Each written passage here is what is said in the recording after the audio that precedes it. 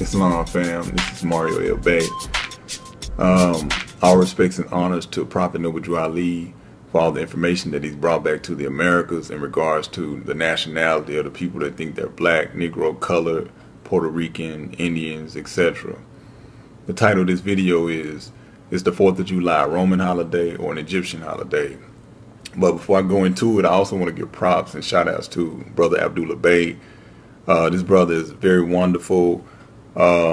He has taught me personally about etymology, semantics, linguistics, Moorish science, masonry, you know, the whole nine. So big ups to Abdullah Bey, and visit that brother at moorishcivilletter.net.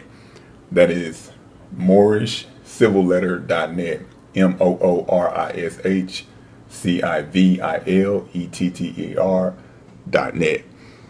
And what I'll be doing today is I'll be reading from this brother's newspaper, the Masonic Gate, and it'll be speaking on the 4th of July, dealing with the astronomical reasoning to why it's our holiday and what we celebrate versus the independence of the colonists.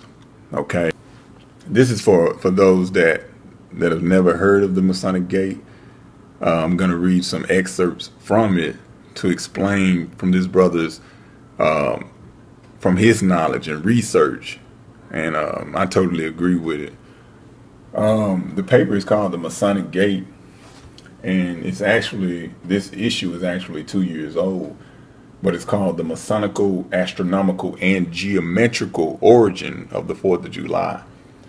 And I know most people are used to the fireworks and the pistol shooting on that day, but do you understand the origin of it?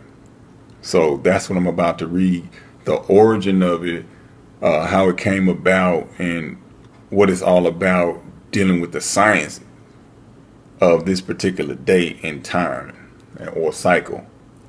All right. I'm going to start off where it says it's 4th of July, a Roman holiday or an Egyptian holiday. Okay. It says, this excerpt from Moors and Masonry, this is a book from Brother Abdullah Bey, projected to be released in the summer of 2014, provides the general public with a proper view of Masonry. The people throughout the world have been given a distorted view of Masonry, which leads them to be disinterested in the Masonically buried ancient knowledge of astronomy and geometry. Educating the general public about the ancient star alignment of Orion, Taurus, and Pleiades and Sirius 1 will still instill a greater appreciation for the 4th of July celebration, which did not begin with the English colonies in 1776. Okay, now what I'll do is continue on page 4, and I'll read the rest so people can have a better understanding to what it's all about. The European Masons' selection of July 4th as the day to celebrate their independence is based on the European Masons' knowledge of Egyptian and Moorish science, culture, and philosophy of cosmic law and nature. The phrase, laws of nature and nature's God, written in the Declaration of Independence, is the foundation law and keystone to establishing and maintaining civilization and government. Indeed, the European Masons are standing on the shoulders of the ancient Moabites, Egyptians, Sumerians, Babylonians, Canaanites, and Hittites. The European Masons honor the ancient ones by observing the important astronomical event, the heliacal rising of Sirius, which occurs between July 3rd and July 7th, with their Independence Day on July 4th, the 4th of July Independence celebration. Sirius was both the most important star of ancient Egyptian astronomy and one of the Decan star groups into which the night sky was divided, with each group appearing for 10 days annually.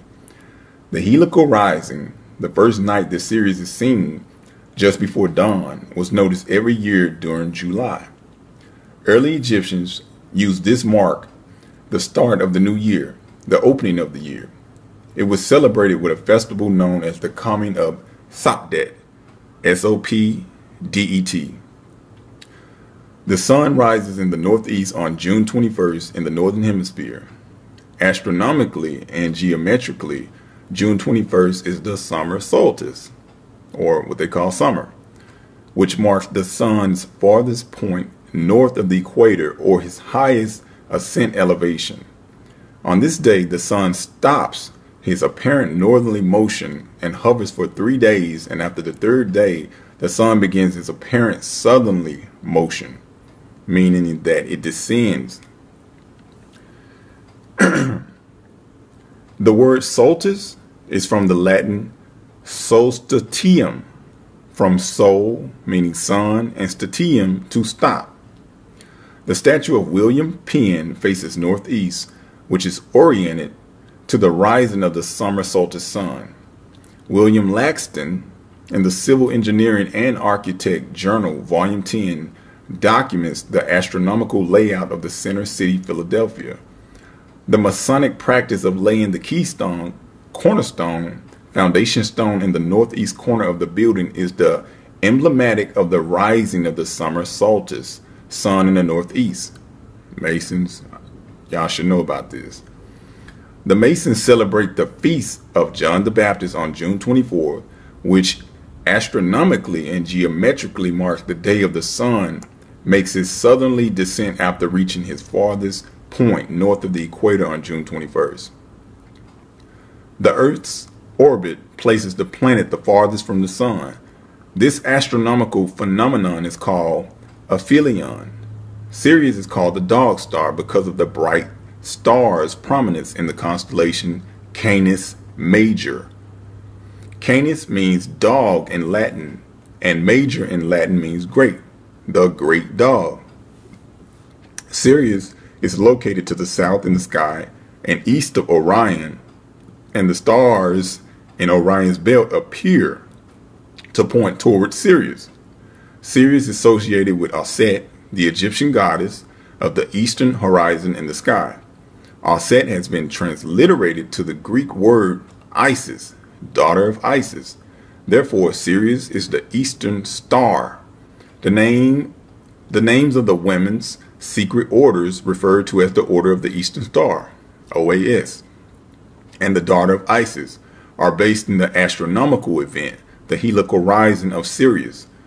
The star Sirius is personified as Auset and Isis, standing in a celestial boat with a 5-pointed star over her head and facing Osiris on the right standing in his boat. Also, Isis was depicted as a large dog or shown in Rome riding side saddle on a large dog. Now, of course, all of the holidays that we deal with, of course, like the so-called New Year, January 1st, which is not the new year for the Aboriginal people, is really dealing with more of a fiscal. They're celebrating the fiscal corporate New Year, dealing with income, finances. Okay. When you deal with things like Valentine's Day, Christmas, Thanksgiving, all of these pagan holidays in which they are now, people don't celebrate the true meaning of what it really is, or they don't even know. So that's why I want to help break down scientifically the 4th of July, what it's dealing with. Okay, I'll explain a little about the heliacal rising of Sirius. Okay, what occurs astronomically is Sirius, the brightest star in the sky, reappears in the sky after being behind the sun for 70 days. This astronomical phenomenon is referred to as the heliacal rising of Sirius. The word helical means pertaining to the sun. The root word hel is derived from the Greek and means sun, and the suffix al, al, denotes an adjective and means pertaining to. The heliacal rising of Sirius occurs shortly after the summer solstice, which is on June 21st in the northern hemisphere. The solstice is a fixed point determined by geometrical measurements that mark the outer limits of the sun's apparent motion north of the equator. The European Masons hold the summer solstice in high regards because it signals the near onset of annual floods, especially the flooding of the Nile River, which coincides with the heliacal rising of Sirius, which occurs between July 3rd and July 7th when Sirius enters Cancer. Okay? So, people, think about it. Next time you're thinking about a holiday, especially July 4th, think about the science. Think about the astronomical part about it. Think about the sun. Think about the culture of how Aboriginal people, how we did things anciently. Okay? Again, Brother Abdullah Bey is the brother, I would say, that's a master in etymology and dealing with this subject. And I just read from his newspaper. It's called The Masonic Gate. Go check it out, people.